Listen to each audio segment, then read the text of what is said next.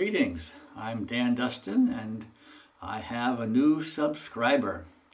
His name is Daniel, he lives in Germany and he's just had his 13th birthday. So this video is for him. I guess where I began with this was when I discovered that soap manufacturers, Dial in particular, design their soap to protect their name. It's inscribed, it's indented, and the soap is curved so that you'll be sure to use the other side against your body. I guess they want you to read their name for as long as possible. I don't know what I was thinking, but I guess it must have occurred to me to do them one better.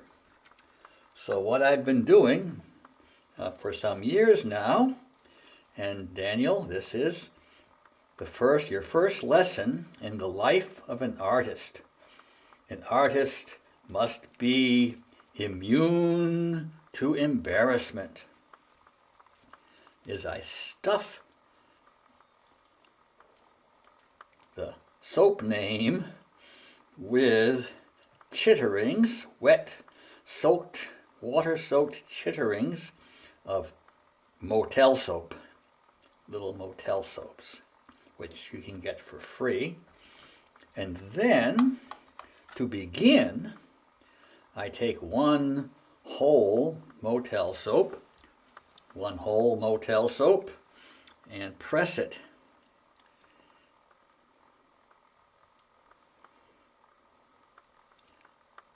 And trim it, very easy trimming. And when it hardens, the corners can be trimmed down so that it is still convenient to use by your family in the bath or shower. And just think how well now the wonderful name of Dial has been preserved. It is now encapsulated in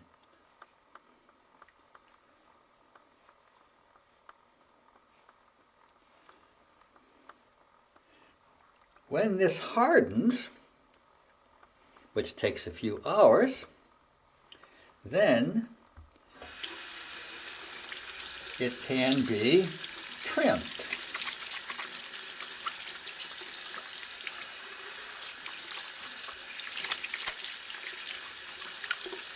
Pardon me, but the nice thing about soap welding is you wind up so clean.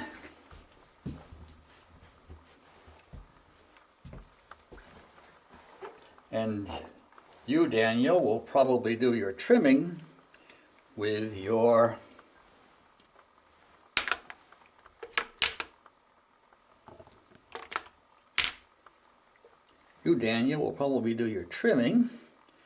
your Swiss Army knife. I do mine with my American buck. And parents, if your children are too small for pocket knives, they can do this trimming with a plastic knife from the picnic set or the takeout restaurant.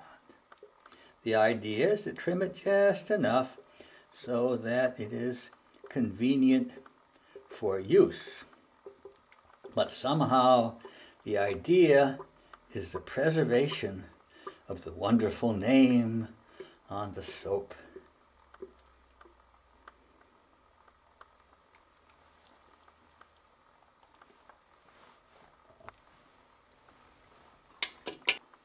And where do you think the trimmings will go?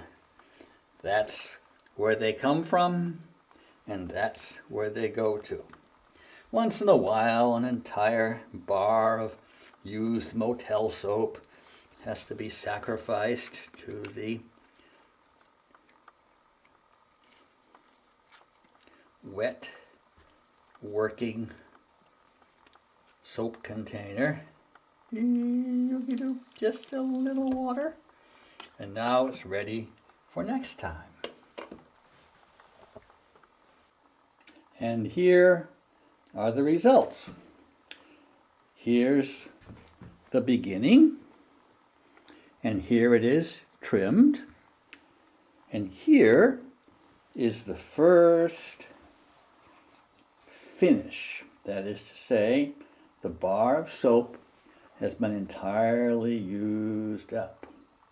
Let's examine the first finish and see what's underneath. The name has been so thoroughly protected that it's coming through from the bottom. And now it is, what, a mirror image of itself? And at this point, it is re-welded to a new bar of soap, like this one. And once that soap wears down, I mean, this one has 1, 2, looks like 3 layers.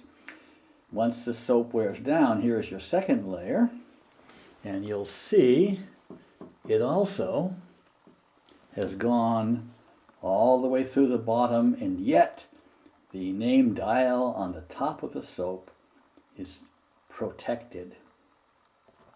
This one's ready to begin a new life with its third bar of soap, and here we have one which is perhaps a 4, 1, 2, 3, 4, 5, and this little bit of white here is all that's left of the original packing of motel soap, and underneath it, layer by layer by layer, are absolutely pristine dials. And underneath, as you can see, it is still coming through from the other side. After a while, it gets a little bit awkward. We wouldn't want to weld this one again onto another bar because it would become too deep. So this is about the limit, but it takes a year or so to get here. And this one is not used up yet. This one, you see, there's still plenty of soap to be washed with. So this one is in process. That's what we call in process, is when we're washing ourselves with it. And here's one that's just a little bit overdone. The soap is a brand new bar underneath, and the layers are layered up, and that's about as far as you can go. It's kind of interesting that the tiny bit of yellow on top of there is all that's left of the original bar. That original bar is gone to nothing but just the tiniest little bit, a 1/100th of an ounce of soap, and dial is now coming out through the top, and these 3 white letters are all that's left of the original packing of the name on the original bar. So this is a finished piece of craft art. And the question, of course, is it good art? Is it not good art? But the real question is, does it matter? So I'll leave you with one more principle of the craft, the art of craft, and that is that the student must always go a little farther, must always climb a little higher than the master. And the first thing that occurs to me here as I look over this process, which I've really never looked over before very much, before making this video for you, Daniel, is the obvious thing is shave out that stupid dial and carve in your own message.